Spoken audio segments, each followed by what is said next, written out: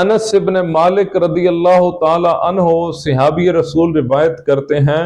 کہ ایک مرتبہ آقا تاجدار کائنات صلی اللہ علیہ وآلہ وسلم مسجد نبوی شریف کے اندر جلوہ گر تھے، اور آپ علیہ الصلوۃ والسلام کے صحابہ کرام علیہ رضوان بھی موجود تھے کہ دوران گفتگو آقا تاجدار کائنات صلی اللہ علیہ وآلہ وسلم نے اچانک ارشاد فرمایا کہ اے میرے صحابہ، ابھی ایک شخص مسجد کے اندر داخل ہوگا،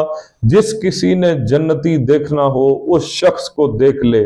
تو صحابہ کرام علیہم رضوان کہتے ہیں کہ ہم بڑے حیرت میں تھے کہ وہ کون خوش نصیب ہے جس کے بارے میں حضور علیہ الصلوۃ والسلام جنتی ہونے کا بتا رہے ہیں۔ تو کہتے ہیں اچانک ایک شخص مسجد کے اندر آیا، بڑی سادہ سی طبیعت کا تھا، اس نے اپنے جوتے اتارے، سائیڈ پر رکھے اور حضور علیہ الصلوۃ والسلام کی بارگاہ میں آ کر بیٹھ گیا۔ پوری گفتگو سنی، مجلس ختم ہوئی اور وہاں سے چل پڑا۔ دوسرا دن پھر اسی طرح مجلس سجی ہوئی تھی، حضور تاجدار کائنات صلی اللہ علیہ وآلہ وسلم جلوہ افروز تھے کہ اچانک پھر آقا علیہ الصلوۃ والسلام نے ارشاد فرمایا اے میرے صحابہ، ابھی ایک شخص مسجد کے اندر داخل ہوگا، جس کسی نے جنتی دیکھنا ہو اس شخص کو دیکھ لے۔ تو صحابہ کرام علیہم رضوان نے دیکھا کہ پھر وہی شخص مسجد کے اندر آیا، آقا علیہ الصلوۃ والسلام کی مجلس میں آ کر بیٹھا، مجلس سنی اور وہاں سے چل پڑا۔ تیسرا دن پھر ہوا،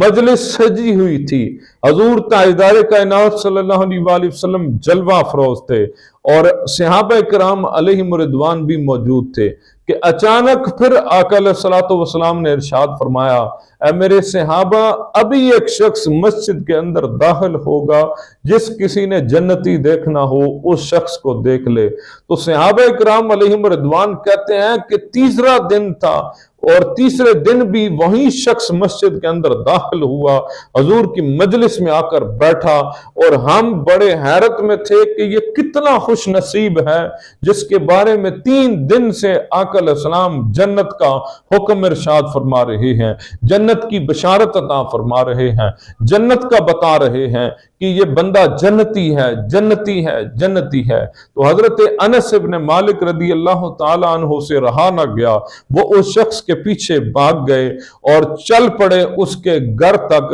جب وہ گھر میں داخل ہوا، حضرت انس ابن مالک رضی اللہ تعالی عنہ نے دستک دی اور وہ آگے سے شخص حاضر ہوا۔ تو حضرت انس ابن مالک رضی اللہ تعالی عنہ کہنے لگے میں آپ کا مہمان بننا چاہتا ہوں، میں آپ کے ہاں کچھ دن رہنا چاہتا ہوں۔ تو عرب میں دستور تھا اس وقت بھی کہ جب بھی کوئی بندہ ان کے پاس مہمان بن کر آتا تو وہ باعث شرف سمجھتے تھے، خدمت کرتے تھے۔ تو اس شخص نے بھی حضرت انس ابن مالک رضی اللہ تعالی عنہ کو ویلکم کیا، خوش آمدید کہا اور آپ کو اپنے گھر میں مہمان رکھ لیا۔ حضرت انس ابن مالک رضی اللہ تعالی عنہ کہتے ہیں کہ وہ شخص جو 3 دن سے جسے بشارت مل رہی تھی، میں اس کے عمل چیک کرنے گیا تھا کہ وہ عمل کون سا کرتا ہے۔ تو کہتے ہیں کہ نماز وہی پڑھتے ہیں جو ہم پڑھتے ہیں، روزہ بھی وہی رکھتے ہیں جو ہم رکھتے ہیں۔ انس ابن مالک کہتے ہیں رات کو تہجد بھی وہ وہی پڑھتے ہیں جو ہم پڑھتے ہیں۔ تو کہتے ہیں کہ 3 دن تک میں وہاں پر رہا تو میں نے کوئی اپنے سے برعکس عمل نہ دیکھا۔ تو تیسرے دن جب میں جانے لگا تو اس شخص سے میں نے کہا کہ ارے بتاؤ تو صحیح کہ تم کون سا عمل کرتے ہو، میں تو یہاں پر تمہارے اعمال دیکھنے آیا تھا، اس نیت سے آیا تھا کہ آقا علیہ السلام نے 3 دن سے تمہارے جنتی ہونے کا حکم ارشاد فرمایا ہے، تمہارے جنتی ہونے کی بشارت عطا فرمائی ہے، تو میں یہ دیکھنے آیا تھا کہ تم کون سا عمل کرتے ہو۔ تو وہ شخص آگے سے عرض کرتا ہے کہ اے انس، میرے پاس تو کوئی اتنے بڑے اعمال نہیں، نماز بھی وہی پڑھتا ہوں جو تم پڑھتے ہو، عبادت بھی وہی کرتا ہوں جو تم کرتے ہو، اور زکوٰۃ خیرات بھی وہی کرتا ہوں جو تم کرتے ہو،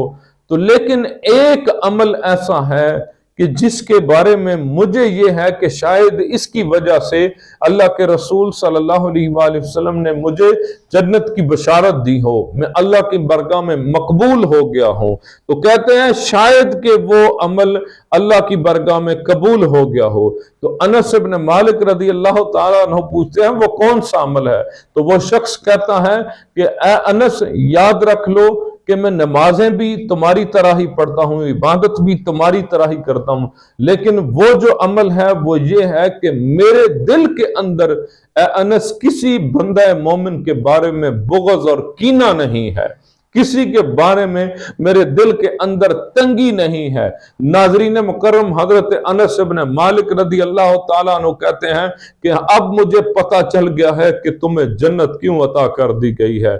ناظرین مکرم، یہ صحابہ کرام علیہم رضوان وہ ہستیاں تھیں کہ جنہوں نے آقا علیہ الصلوۃ والسلام کے ہر قول، فعل اور عمل پر